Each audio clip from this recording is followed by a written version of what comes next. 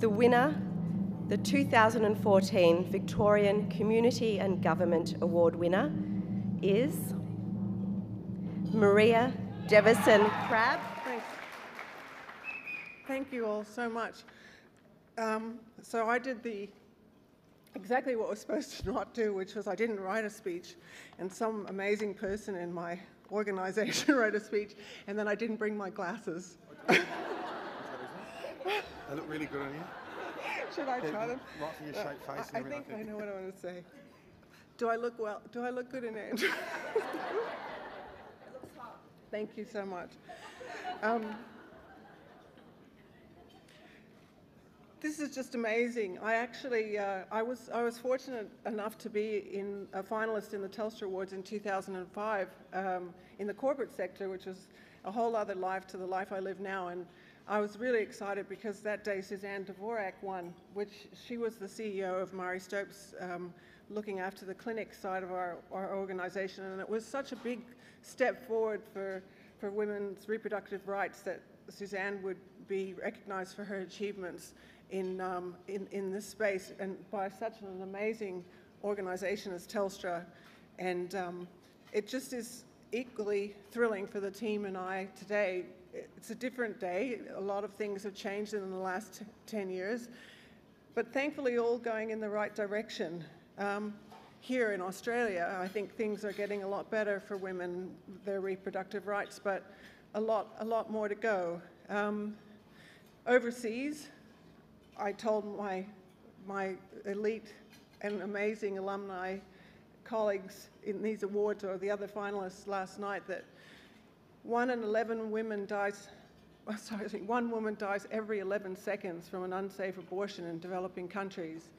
And the leading cause of death for teenage girls between 15 and 19 is pregnancy, because in developing countries, because they don't have the ability to plan and space their families, their bodies are too young, there's not enough birthing attendants, there's not enough of the right support, all the things we take for granted. And it's just harrowing. There's 230 million women right now that want family planning and cannot access it. I'm very pleased that Mari Stopes globally is doing a huge amount to change this, and I'm so lucky to be a part of it. I'm so thrilled that I took the step of leaving the corporate sector to join this organisation, a courageous and groundbreaking organisation, and that I get to be the CEO for Australia and to support the brilliant work of our Pacific Asia teams out there doing some really, really hard work. And there's not a forum like this for them to ever be recognised, because a lot of what they do under the radar to save women's lives and to make the world a better place.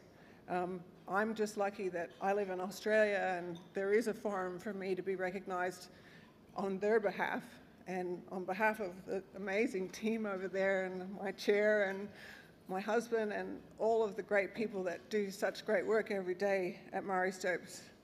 Closer to home, my passion was to try and bring RU486 to this country.